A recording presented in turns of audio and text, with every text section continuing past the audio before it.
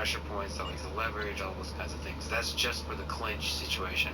And then the movement for the striking is very difficult. As long as you're not allowed as a robot to like use your natural abilities of having a lot more power. Right, a lot more power and then more durable. Right. The human body, like especially meniscus, like you see the heel hook game, like everybody's involved in leg locks and heel hooks, like all those guys wind up with torched knees. Everyone's got torched knees. Everyone's knees are torn apart. And you don't grow new meniscus. You know, that's like one of those joints where, man, when it goes, it's like, those guys are 28 years old with blown out knees.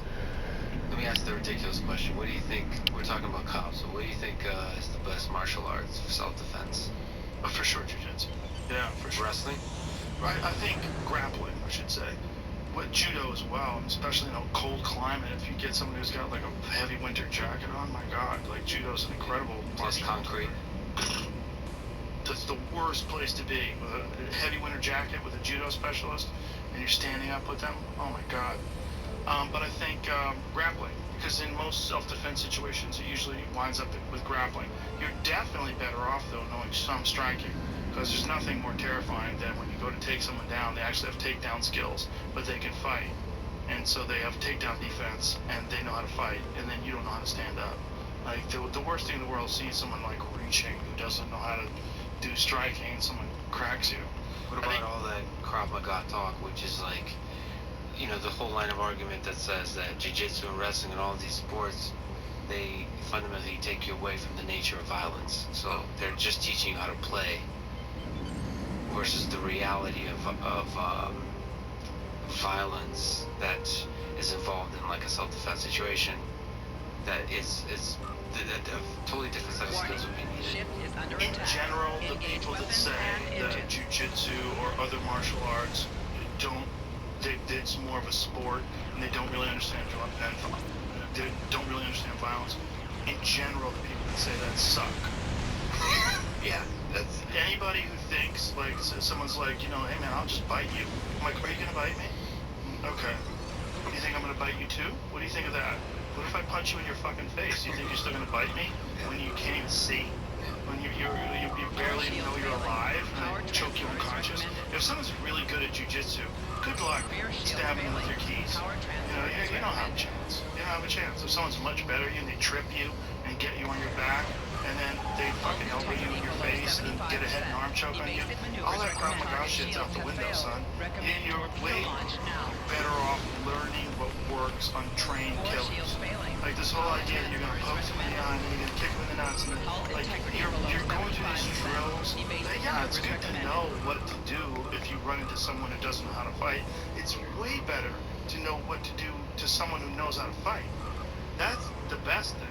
Learn how to fight against people who know how to fight. Like all that practice self-defense. And it's gonna come at you with a knife. You're gonna cut the wrist. Do that. Look, it's good to know self-defense, but it's much more important to understand martial arts comprehensively.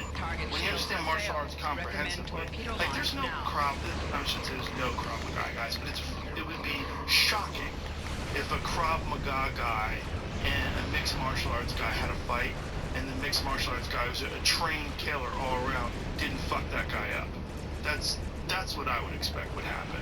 I would not think that some guy who has a little bit of this and a little bit of that and prepares for the streets is going to be able to handle a person who trains with killers on a day-to-day basis, who rolls with jiu-jitsu black belts, who trains with Muay Thai champions. Like, the best martial arts are the martial arts that work on martial artists, not the martial arts that work on untrained people. What about, we're in Texas now, what about guns? Well, that's the best martial art. No, but would you, like, in this crazy time, should people carry guns? It's not a bad idea to have a gun, because if you need a gun, you have a gun. And if you don't need a gun, if you're a person with self-control, you're not going to use it. You're not going to just randomly use it, but you have something to protect you. This is the whole idea of the Second Amendment. The whole idea of the Second Amendment gets distorted by mass shootings or by terrible people who murder people and do terrible things, but all those things are real, but they don't take away from the fundamental efficacy of having a firearm and defending your family or defending your life. And there are real live situations where people have had firearms and it's protected them or their loved ones, or they've stopped shooters. There's many of those stories, but people don't like those stories because then it tends to lead to this gun culture argument, this pro-gun culture argument that people find very uncomfortable. It's human beings are messy, and we're messy in so many different ways, right? We're messy emotionally, we're messy physically, but we're also messy in what's good or bad. We want things to be binary. We want things to be right or wrong, 1 or 0, and they're not. But there is crime in the world. There is violence in the world, and you're better off knowing how to fight, and you're better off knowing how to defend yourself, and you're better off having a gun. Hey, I generally think that guns, I do like the idea that guns, the Second Amendment helps protect the First Amendment. There's a kind of sense that puts me at ease knowing that so many people in this country have guns.